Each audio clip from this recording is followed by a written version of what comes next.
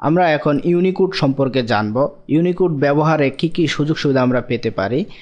তার মধ্যে ইউনিকোড ব্যবহার করলে যে লেখাগুলো আমরা পাবো সেই লেখাগুলো পোর্টেবল হবে, প্ল্যাটফর্ম নিউট্রাল হবে, রোবাস্টলি ব্যবহার করা যাবে এবং ব্যবহৃত যে ফন্টগুলো থাকবে সেগুলো ফ্লেক্সিবল থাকবে। পোর্টেবল যেমন বর্ণ এবং নম্বরগুলোর কোনো পরিবর্তন ঘটবে না যদি বা এর কাজের কোনো পরিবর্তন ঘটে।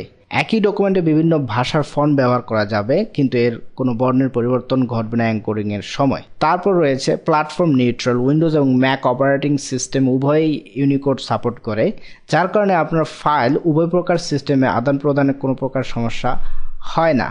রোবাস্ট। ইউনিকোড বর্তমানে বিশাল বর্ণমালা সাপোর্ট করে থাকে, যার কারণে বিভিন্ন ভাষার বর্ণমালা ব্যবহারের কোনো প্রকার অসুবিধা হয় না। ফ্লেক্সিবল। এর বিশাল অঙ্কের বর্ণমালা সাপোর্টের কারণে কিবোর্ড থেকে যে বর্ণটি চেপে ব্যবহার করা হয়েছে শুধুমাত্র সেই বর্ণটি যে কোনো কম্পিউটারে দেখা যাবে। যেমন আপনি যদি এইচ কি প্রেস করে ব্যবহার করে থাকেন অন্য কম্পিউটার একই বর্ণ দেখা যাবে। সুযোগ সুবিধাসমূহ, যার কারণে বাংলাদেশ থেকে কোনো ডিজাইন লেখাযুক্ত অন্য কোনো দেশে যেমন আমেরিকায় নিয়ে গেলে লেখার কোনো পরিবর্তন ঘটবে না। তবে মনে রাখতে হবে যে সকল ভাষা ইউনিকোড সাপোর্ট করে না সেগুলোর ক্ষেত্রে প্রযোজ্য নয়, যেমন বাংলা।